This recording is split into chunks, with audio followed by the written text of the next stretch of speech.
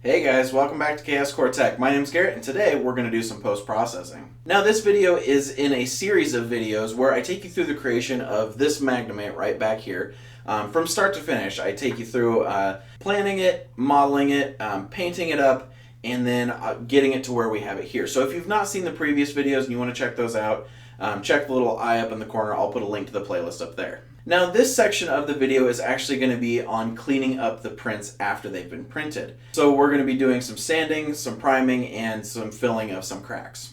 Now you may be wondering why I skipped over the slicing and printing out process of Magnemite, and I was actually going to do that type of video. But as I got into it, I realized that I was kind of just regurgitating how to use a 3D printer, and I am by far not the most qualified to make those types of videos. And there are plenty of YouTube channels out there that talk in depth about printing, print settings, setting up your printer, all sorts of things like that, and that's all that video would have been. If you're looking for the Magnemite files, I'll put a link in the description to the Thingiverse page where all those files are stored, so you can download those files. And then if you don't know what to do after that, like if you're new to the 3D printing process and just don't understand it at all, I will put links down in the description to a few channels that talk in depth about printers, print settings, how to print, things like that. And a couple of those channels have some great sort of 101 series to help people get into 3D printing and get their feet wet. So with all that said, I'm going to skip that step and we're going to go right to the point that the prints have come off the printer. We have all the parts ready to go, and now we just need to start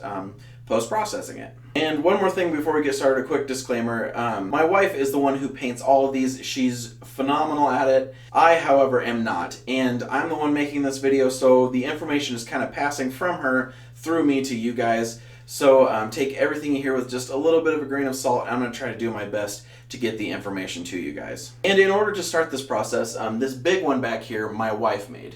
However, I had her show me step by step what she does, and I actually finished this one. It's a smaller version, but I did all the steps necessary to get it here. So it helped me get to the point where I can bring this type of video to you. And obviously all this has already been done, so I'm just going to show you footage that I took while we were doing it, with me talking over that footage. Okay, so let's finally get into it. Once you have everything printed, obviously the first step you need to take is removing supports and just generally cleaning up the print.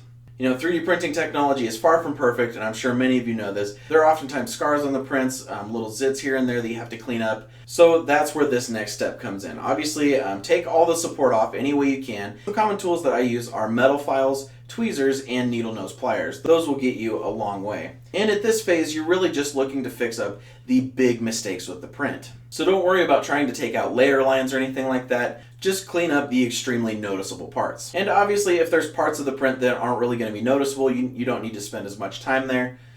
For example, the Magnemite pieces, I created the inside hollow, and there was a lot of support underneath on the inside of the dome. But that's going to be on the inside. It's going to be completely sealed. No one's ever going to see it. So I didn't even bother. I removed the supports, and it's pretty gnarly looking under there, but who cares? It's on the inside and no one will ever see. So pick your battles, because the next step is definitely the most tedious of any of the steps.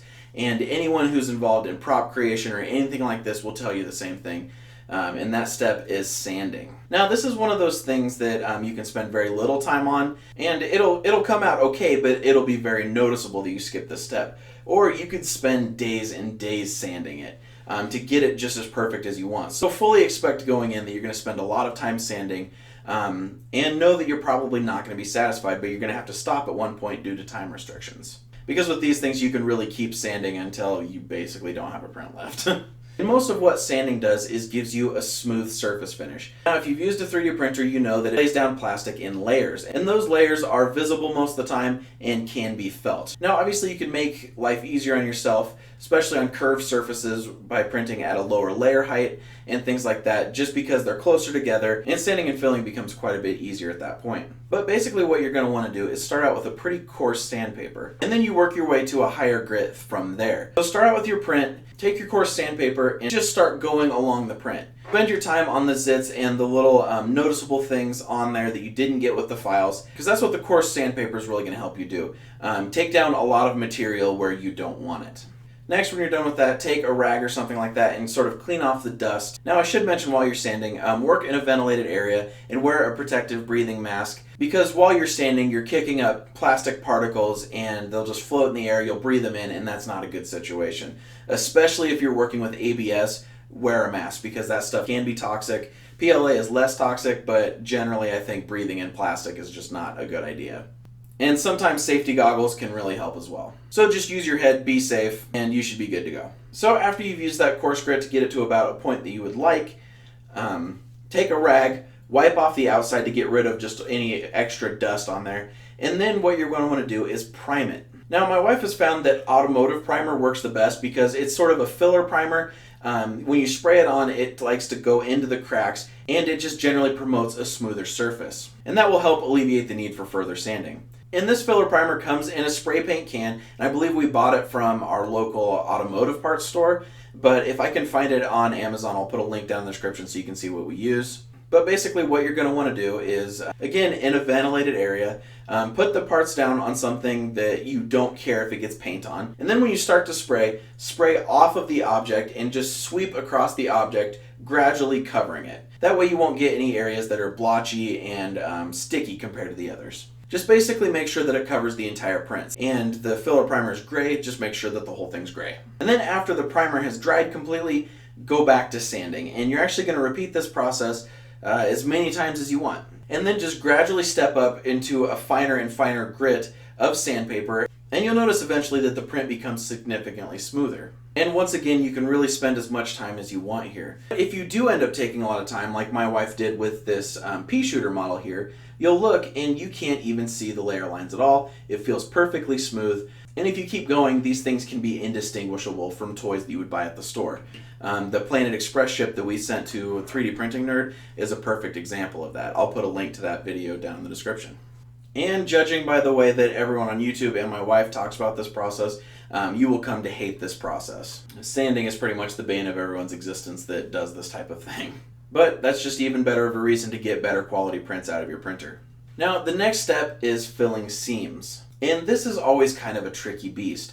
My wife and I tried many different things, ranging from caulking that you would use to like seal up walls and things like that, to just using glue and painting over it. And we're still really experimenting with this type of thing. But one thing that we found that works pretty good, and what we used for Magnemite, is actually Loctite repair putty. And basically what this stuff is it's putty. It's what it sounds like. It's kind of like a hard clay that you can kind of form, so you break off a little piece of it, and it does set quickly, so you have to work quickly. But have everything ready, have the two pieces that you want to hide the seam on together, and then apply it quickly and just put it in the spot that it needs to be, and then squish it with your thumb along the seam. And you want to try and get this as flush as possible. Obviously you're not going to be able to get it perfect, but just do your best here. Once that has been squished along the seam and it covers up the entire thing, let it set for a few minutes, and then you can actually sand over it to get it completely flush.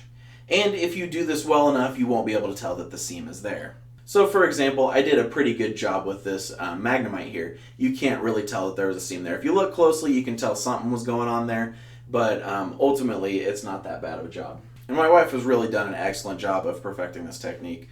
Her Magnemite is pretty much perfect. So then once everything is sanded and completely smooth to your liking, you'll want to give it one last coat of primer, just to make sure everything is good to go. So that'll just give us an extra coat of protection and allow the paint to stick better. So at this point, you should have an object that is one solid color, the color of the primer, that is pretty smooth, and it'll basically be your finished object, just not painted yet. So if there's anything that you're unhappy with at this point, fix it now. And then the next phase, we go into painting, and that will be the topic of the next video. I wanted to keep this one decently short so it's still consumable. And I really hope this was helpful. I know that I was pretty vague with some of these things, and that's really why I haven't made this type of video yet, because it's hard to convey this type of stuff.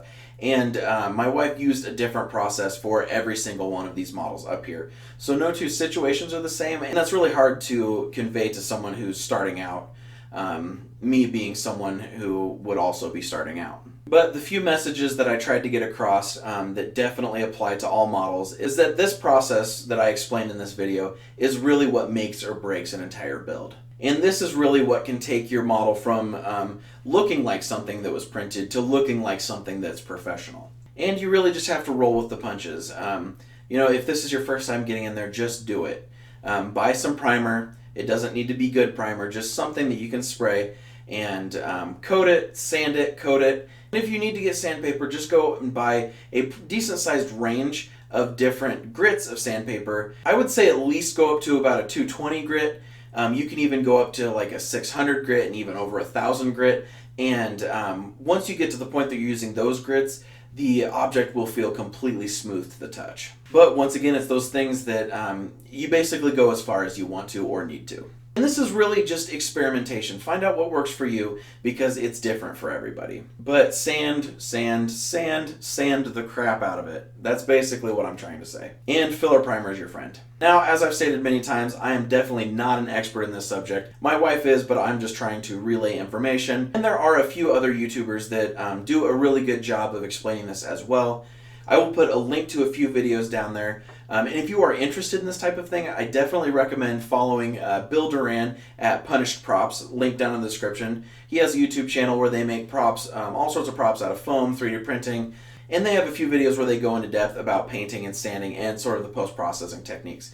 Definitely a great channel, you should check that out. And then I will also put a link to a video where Joel Telling, the 3D printing nerd, and Bill Doran made a Harry Potter wand, and they talked a lot about sanding and things like that in that video. So those are very helpful. Definitely check those out. And then I hope you guys will join me for the final video in this series, and that will just be painting it to get it to look like this. Okay guys, well thanks for watching. I will see you next time.